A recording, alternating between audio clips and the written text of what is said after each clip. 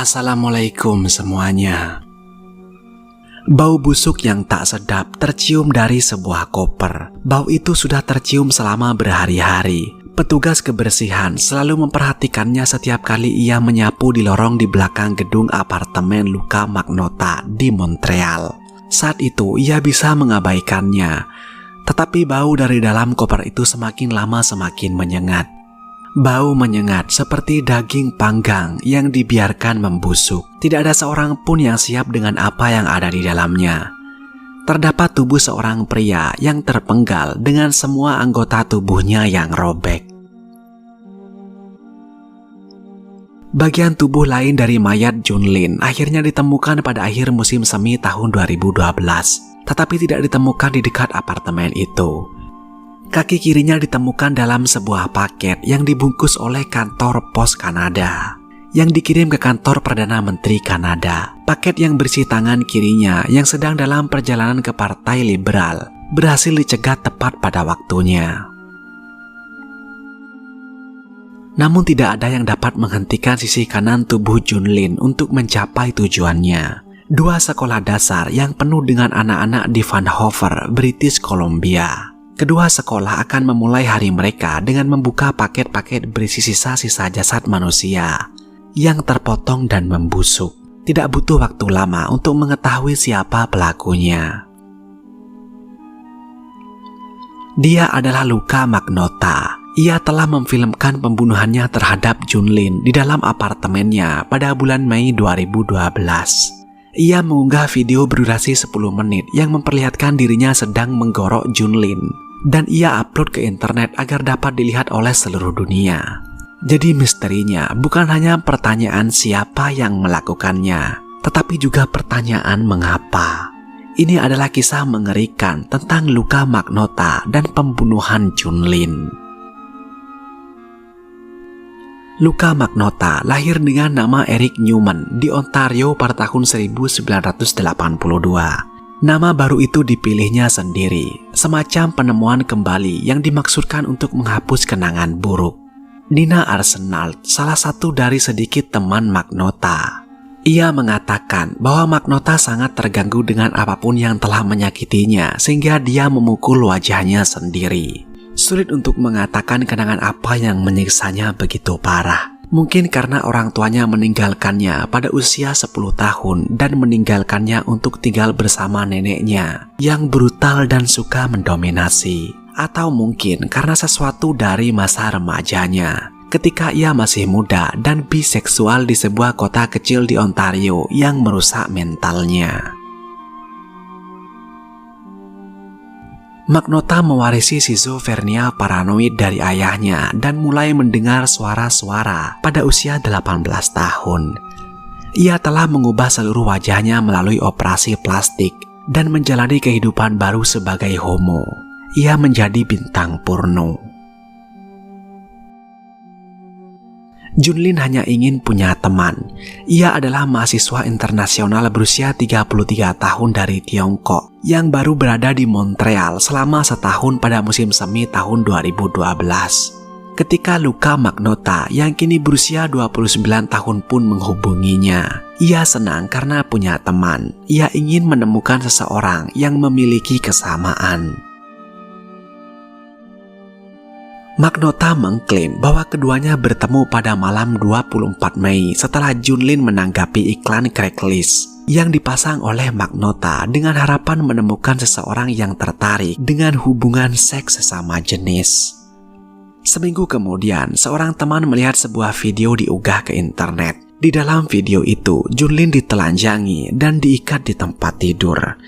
Sementara musik New Order menggelegar melalui pengeras suara. Luca Magnotta mencabik-cabiknya dengan penghancur es dan pisau dapur. Ia kemudian memfilmkan dirinya sendiri melakukan nekrofilia pada tubuh Junlin.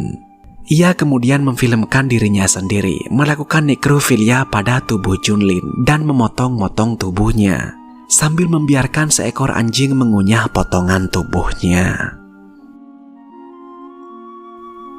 Luca Magnotta telah diselidiki atas tindak kekerasan yang mengerikan selama lebih dari setahun sebelum ia membunuh Junlin. Sekelompok detektif telah bekerja sama melalui Facebook untuk memburu Magnota karena ia telah mengunggah video dirinya membunuh binatang. 1,5 tahun sebelum membunuh Junlin, Luka Magnota sempat mengunggah video lain berjudul One Boy One Kittens yang memperlihatkan ia mencekik 2 anak kucing hingga mati menggunakan penyedot debu dan kantong plastik. Sejak saat itu, para detektif telah mengumpulkan banyak sekali informasi untuk menangkap Magnota. Mereka telah mengambil metadata dari foto-foto penyiksaan hewan yang dilakukannya, menemukan bukti tentang tempat persembunyiannya, dan mencoba menghentikannya sebelum ia membunuh manusia. Tidak sulit bagi mereka untuk melacak Magnota. Dia telah melakukan segala yang dia bisa untuk membangun kehadiran online-nya. Dia telah membuat halaman Wikipedia tentang dirinya sendiri sebanyak 2 kali, membuat halaman penggemar palsunya sendiri, dan menyebarkan rumor bahwa dia berkencan dengan pembunuh berantai Karla Homolka.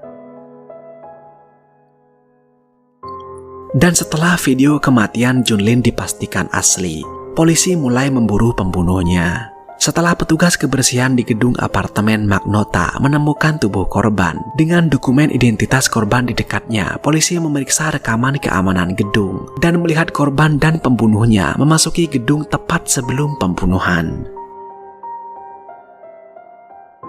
Tidak butuh waktu lama bagi polisi untuk tiba di apartemen Magnota di gedung tersebut, di mana mereka menemukan darah di kasur, bak mandi, di lemari es, dan di tempat lain. Setelah mencocokkan sisa-sisa tubuh korban di apartemen dengan yang telah dikirim melalui pos ke seluruh Kanada, polisi mengetahui bahwa potongan-potongan tubuh itu adalah Junlin. Pada saat itu, Magnota telah melarikan diri ke Paris dengan namanya sendiri, sehingga memudahkan pihak berwenang untuk melacaknya. Ia kemudian naik bus ke Berlin, polisi terus melacaknya. Polisi menangkapnya di sebuah warnet di Berlin pada tanggal 4 Juni. Ketika polisi datang, Magnota sedang mencari namanya sendiri di Google, menikmati ketenarannya sendiri. Sesuatu memaksa saya untuk melakukannya. Itu memberi saya energi aneh. Sesuatu terjadi begitu saja di otak saya, kata Luka Magnota kepada seorang psikiater sambil menunggu persidangannya dimulai. Magnota mengatakan bahwa ia dan Junlin adalah sepasang kekasih, menghabiskan malam bersama. Dan ketika sebuah mobil hitam berhenti di luar, membuatnya yakin bahwa Junlin adalah seorang agen rahasia. Ia mendengar sebuah suara menyuruhnya, katanya, "Lakukan, dia dari pemerintah." Kemudian setelah ia menggorok leher Junlin dan memotong-motong tubuhnya, Magnota mengatakan bahwa suara-suara itu mengatakan kepadanya, "Kembalikan ke pemerintah." Sehingga Magnota mengirimkan potongan-potongan tubuh tersebut ke kantor-kantor pemerintah. Namun tentu saja sulit untuk mengatakan apakah Magnota mengatakan yang sebenarnya. Menurut psikiater, rincian dan susunan kejahatannya menunjukkan bahwa Magnota memiliki pikiran yang tidak teratur. Sebaliknya, analisis lain mengatakan bahwa Magnota secara sadar melakukan kejahatan tersebut untuk mendapatkan perhatian. Namun masalahnya adalah, bagi Magnota, perhatian negatif lebih baik daripada tidak ada perhatian sama sekali.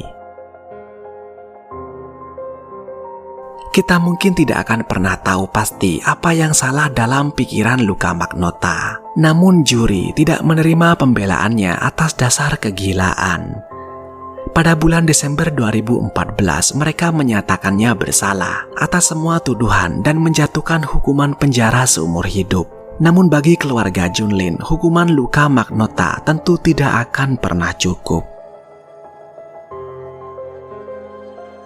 Ayah korban mengatakan, "Saya tidak akan pernah lagi melihat wajahnya yang tersenyum atau mendengar tentang prestasi barunya atau mendengar tawanya." Ulang tahun Junlin jatuh pada 30 Desember dan dia tidak akan pernah ada di sana untuk merayakan ulang tahunnya atau ulang tahun kami.